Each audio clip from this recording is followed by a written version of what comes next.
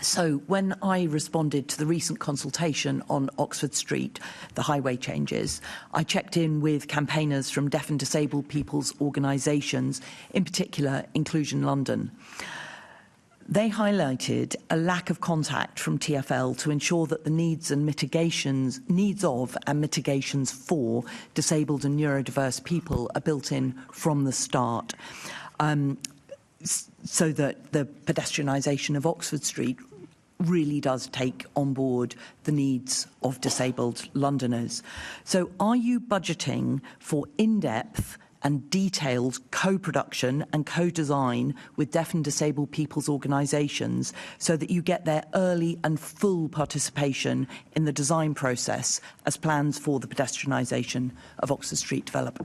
Can I thank the member for raising this very important point? There's a consultation, and I can't be seen to prejudge, for obvious reasons, the response to the consultation.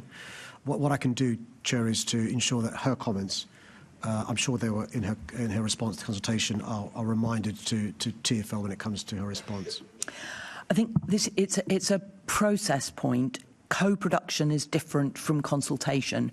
Co-production is about engaging with deaf and disabled people's organisations early enough in the process that it doesn't add, if you do it early enough, you don't add on extra expense into kind of retrofitting mitigations. So it's just making sure that those conversations are being held in a really meaningful way with those deaf and disabled people's organisations, and you've got the budget to do that. Yeah, Chair, can I endeavour to go away and make sure that the design teams respond to the points made by the member in terms of co-production and co-design?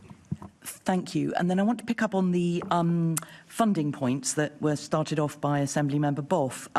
We've seen in the past problems with private funding with projects like the Garden Bridge.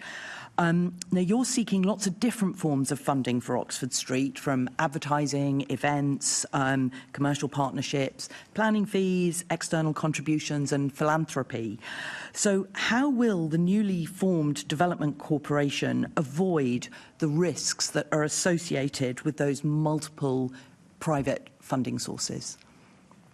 I think I've been more offended than comparing this project with the Garden Bridge or me with the previous guy. But I can reassure her, I'm not on a folly of my own in terms of this like the previous guy was in terms of the Garden Bridge. We've made sure we work with key groups in relation to this endeavour, not just the councils and the residents and the businesses, but also getting expertise in relation to how we can do this. And that's one of the reasons the composition of the board is what it is in terms of the quality of the board, but we'll also diversify potential revenue streams for this project as well to make sure that we have the revenues coming forward, and we've underwritten it with support from City Hall over the next 4 years, which is really important.